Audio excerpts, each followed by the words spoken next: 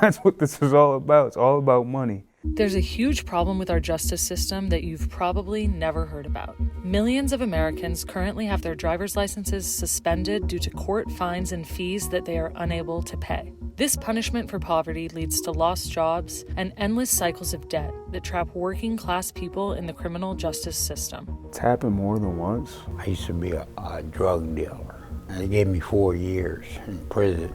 And they suspended my license and gave me, I think it was a $15,000 fine. In order to reinstate my license, I think I gotta pay a fee of $289. If you get out of jail and you don't have what it is that you need to pay, it might make someone likely to resort back to the life of crime that led them into jail in the first place, and that's extremely problematic. It's a circle that is vicious. So how do these license suspensions work? Across the country, courts fine people to punish them for crimes and charge them court fees that then fund the criminal justice system.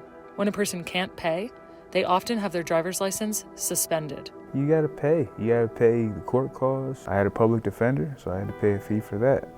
And you don't realize that you're being charged these fees. Let's say that someone is driving and a police officer picks up that they're speeding and they get pulled over for a speeding ticket. They have substance abuse disorder, and he discovers a small amount of fentanyl in the car. They take a plea offer to a misdemeanor possession of drugs, and they get sentenced to low-level probation, substance abuse evaluation, and court costs. If you have money, you pay that off, and you don't get it on your record, and it's done.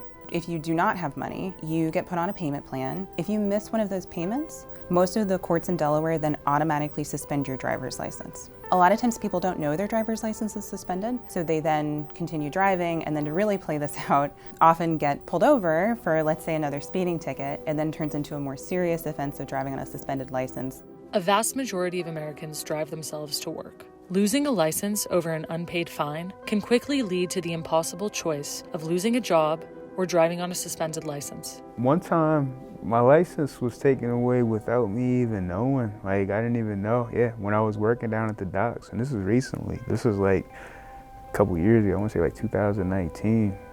I didn't even know that my license was suspended, and I'm working down there, driving vehicles and all that.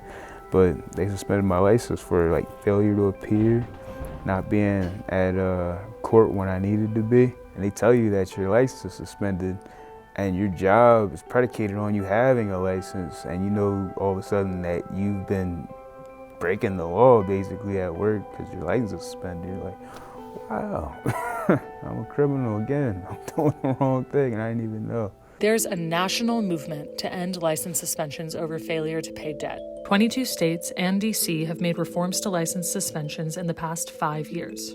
Last year, U.S. Senators Chris Coons of Delaware and Roger Wicker of Mississippi reintroduced legislation to incentivize states to stop debt-based license suspensions. But more than half of U.S. states are still using this harmful and counterproductive punishment. Fight for change is currently taking place in President Joe Biden's home state of Delaware, where a bill working its way through the legislature would end debt-based license suspensions and eliminate a series of court fees that force people into debt in the first place. In the first half of 2018, there were 129 people imprisoned in Delaware just for failure to pay fines and fees in misdemeanor cases. And the average amount owed on that was less than $500 for each of those people. On average, a year, it's about 20,000 driver's licenses suspended just for failure to pay. And just to put that in perspective, there are less than 1 million people in the state of Delaware.